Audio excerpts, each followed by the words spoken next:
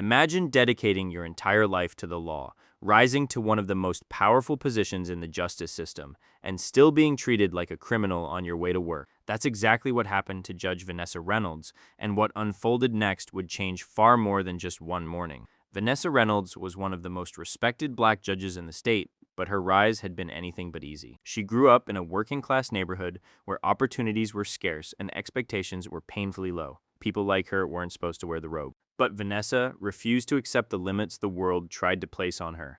Through sleepless nights, relentless studying, and sheer determination, she fought her way to the top, becoming one of the youngest judges the state had ever seen.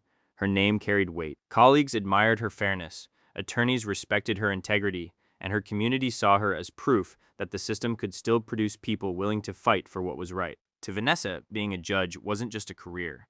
It was a promise. On a crisp autumn morning, Vanessa steered her black Mercedes through one of the wealthiest neighborhoods in the city, her mind already at the courthouse. She was preparing to preside over a high-profile case involving alleged police misconduct, a case that had dominated the news for weeks. As a black woman who had climbed through the ranks of the justice system, she understood better than most how deeply bias could cut. That's when the lights started flashing behind her. Vanessa frowned. She hadn't been speeding. She hadn't rolled a stop sign. There was no reason, no legitimate reason to be pulled over. Still, she eased onto the shoulder and waited. The officer who approached was James Lawson, a white veteran of the force with a reputation for heavy-handed policing. He walked up slowly, one hand resting near his holster, his eyes scanning the vehicle like it belonged at a crime scene. "License and registration," he said flatly. Vanessa handed them over in silence. She had lived through moments like this before. Stay calm, stay polite, stay composed. Lawson studied her documents, then studied her, his skepticism deepening instead of fading. "Is this your car?" he asked. "Yes, it is," Vanessa answered evenly. "What are you doing in this neighborhood?" There it was, the question that wasn't really a question. "I'm on my way to the courthouse," she replied. "I'm presiding over a case this morning." Lawson's eyebrows lifted. "You're telling me you're a judge?" "My courthouse identification is in my bag," she offered, her heart pounding but her voice steady. You're welcome to verify it." But Lawson wasn't interested in verification. "Step out of the vehicle," he commanded.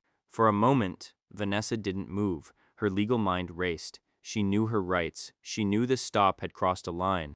But she also knew how quickly situations like this could spiral, how one wrong word could turn a humiliating morning into something far worse.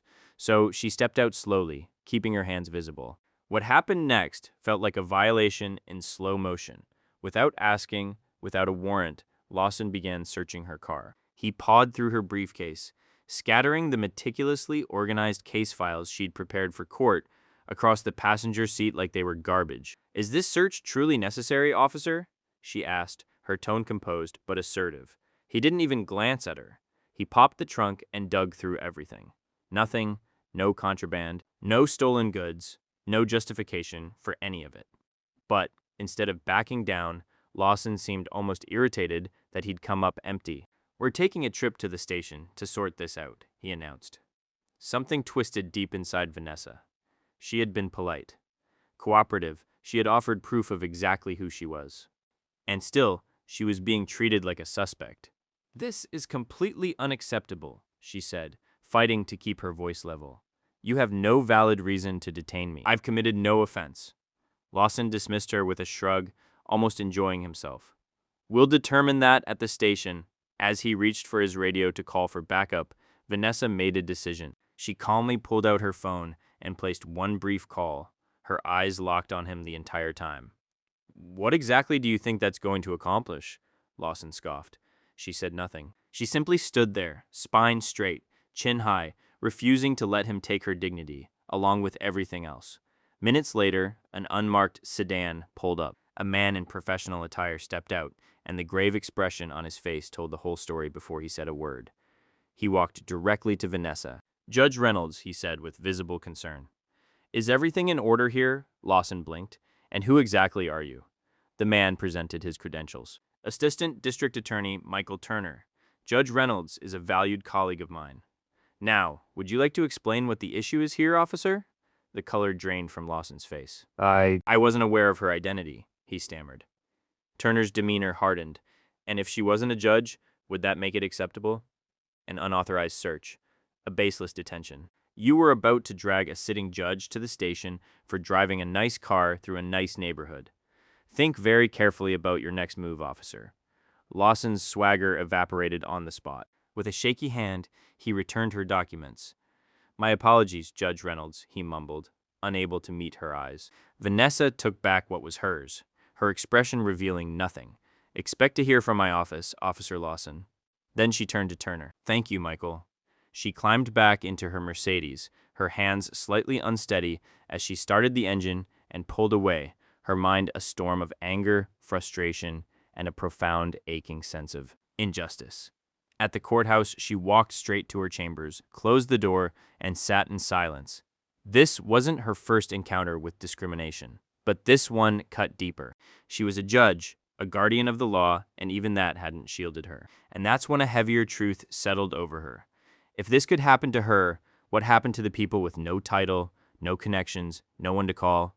This wasn't just about her anymore, and she was in a rare position to do something about it. She called her assistant. Please arrange a meeting with the chief of police and get me the contact information for Officer Lawson's superior. This needs to be addressed immediately. The following day, Vanessa sat across from Police Chief Margaret Davis, a woman known for her direct, no-nonsense approach. Davis listened without interruption as Vanessa recounted every detail, her expression growing graver by the minute. This conduct is utterly unacceptable, Davis stated firmly. I'll personally oversee the investigation into Officer Lawson.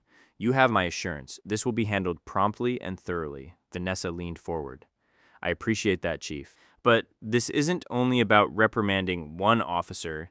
This is a systemic issue, and one disciplinary file won't fix it. My goal is to work alongside you to make sure nothing like this happens again. Chief Davis regarded her with genuine respect. I completely agree. Then, let's use this incident as a catalyst for real, meaningful change. And they did. Over the following weeks, the judge and the chief became unlikely allies. Together, they launched comprehensive training programs across the entire department, centered on bias awareness, cultural sensitivity, and proper traffic stop procedures. Lawson was placed on administrative leave pending the investigation, and Vanessa was kept informed at every stage. But her efforts reached far beyond that single morning. Vanessa understood that true reform required confronting the system itself. She began speaking at community forums, engaging with lawmakers, and championing legislation to hold law enforcement accountable for discriminatory practices. Meanwhile, the police misconduct case she'd been carrying on her mind that fateful morning took on profound new significance. She presided over it with renewed fire, ensuring every fact was weighed and every officer involved answered for their actions. The trial drew national attention, and without ever seeking it, Vanessa became a symbol in the fight for equality within the justice system. As for Lawson, the investigation uncovered a disturbing history of similar behavior. His stop of Vanessa hadn't been an isolated lapse in judgment. It was part of a pattern stretching back years. The department dismissed him from the force.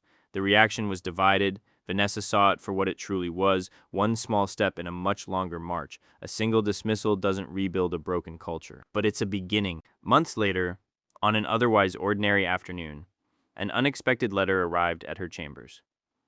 The name on the envelope made her pause. James Lawson. With some hesitation, she opened it. Dear Judge Reynolds, I'm unsure if this letter will ever reach you, but I felt compelled to write it.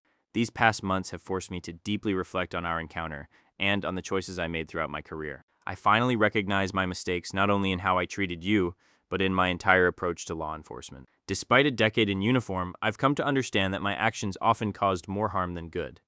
I let my biases cloud my judgment, and I acted out of arrogance instead of duty. I can't undo any of it. But losing my job was exactly the wake-up call I needed. I've started volunteering at a youth center, working with at-risk kids who've had their own painful experiences with law enforcement. It's been deeply humbling, helping me understand the true impact of my actions and the actions of people like me. I'm not asking for forgiveness. I understand the weight of what I did. But I want you to know that I'm genuinely striving to become better. Your composure and courage that day forced me to see the path I was on, and it was the wrong one. For that, strange as it sounds, I am grateful. Sincerely, James Lawson. Vanessa leaned back in her chair, the letter heavy in her hands. The apology was late, far too late for the countless others he'd never written to. but it felt sincere. She could sense the wreckage of his pride between the lines, and buried beneath it, something that looked like genuine growth. Her thoughts drifted to all the people who had endured the same treatment with no way to fight back, no assistant district attorney, a phone call away. Systemic change, she knew, would take time. Painful, grinding time, but Lawson's words offered something rare, a glimmer of hope. Maybe even the hardest hearts weren't beyond reach. She folded the letter carefully, placed it in her desk drawer, and returned to the work in front of her. There were cases to oversee, reforms to champion, and a justice system that would never fix itself. That evening, as she drove home, Vanessa reflected on the whole journey, the neighborhood she came from, the years of grinding, the robe, the flashing lights, the letter in her drawer. Every step had cost her something. But she knew she was exactly where she was meant to be. She couldn't control the actions of others, but she could always control her response. And in that realization, she found her strength. The next morning, Vanessa walked back into the courthouse with her head high and her purpose renewed. She understood now, more deeply than ever, that her role went far beyond settling disputes. She was a guardian of justice itself, committed to transforming the very system she served into one that protected fairness and dignity for every single person. As she took her place on the bench, gavel in hand, a profound sense of purpose settled over her. With every case, every ruling, every young legal mind she mentored, she would hammer home the same unwavering message. Discrimination had no place in her courtroom, and it would have no place in the future she was determined to build. One decision at a time. Call the first case, she said. And just like that, Judge Vanessa Reynolds went back to work because justice doesn't defend itself. It needs people brave enough to stand up, speak out, and refuse to back down, even when the system they serve is the very thing that failed them. Now, we'd love to hear from you. Have you, or someone you know, ever been judged not for what you did, but for who someone assumed you were? Share your experience in the comments below. Your story might be exactly what someone else needs to hear. If this story moved you, don't forget to like, subscribe, and turn on notifications so you never miss what's next. Thank you for watching, and we'll see you in the next video.